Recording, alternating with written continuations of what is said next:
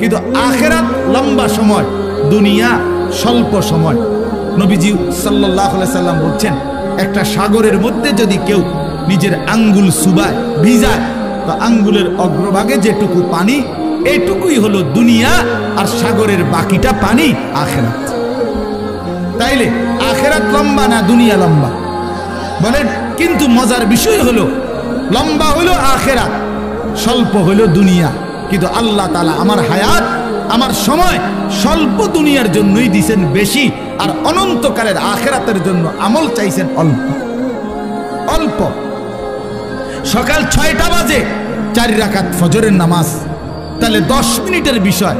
আবার দুপুর 1:30 বাজে 10 রাকাত জোহরের নামাজ, 20 মিনিটের সময়। তাহলে ধরে নিলাম সকাল 6টার পরে 7টা, 8টা, 9টা, 10টা, 11টা, 12টা, 1টা, প্রায় 7.5 ঘন্টা পরে আবার 20 মিনিট।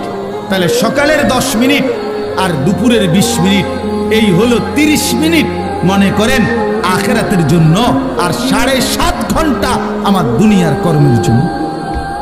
তাহলে স্বল্প সময়ের দুনিয়ার জন্য আমারে সুযোগ দিলেন বেশি, অনন্তকালের আখিরাতের জন্য আমলের জন্য চাইলেন আমার কাছে অল্প সময়। এটাও আল্লাহর জন্য আমরা দেব না? এটা ইনসাফ হইল? এটা বিবেকের দাবি হইল ভাইয়া? অতএব আমি অনুরোধ করছি, মেহেরবানি করে আমরা ভাবতে শিখি। আরে এই বাচ্চা লাগাই দিলেন কেন আপনারা, আবার নামাই দিলেন কেন? তাইলে শেষ, আমার কথা শেষ, আর অল্প একটু কথা। তাইলে আমি বলতে চাচ্ছি, আমরা যদি বুদ্ধিমান হইতাম, তাইলে দুনিয়া আমাদের সুন্দরী চলে। আখিরাত সাথে নিলে দুনিয়া লস হয় না। আখিরাত সাথে নিলে 5 ওয়াক্ত নামাজ যদি কেউ মজবুত সিদ্ধান্ত নেয়, এটা কঠিন কিছু না। হালাল উপার্জনের কেউ সিদ্ধান্ত নিলে এটা কঠিন কিছু না।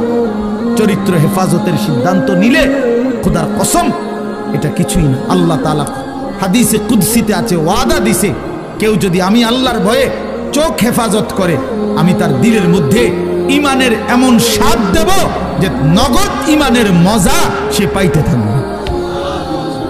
খোদার কসম এটা হাদিস। মান তারাকাহা মাখাফাতি আবদালতুহু ঈমানান ইয়াজিদু হালাওয়াতাহু ফি কলবি।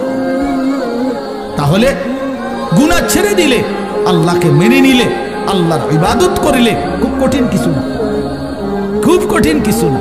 এই জন্য প্রিয় ভাই আমার, বাপ আমার, এই শেষ বেলায় আমি এই অনুরোধটাই করতে চাই, আমরা যদি বুঝি আখিরাত আমাদের জিন্দেগি,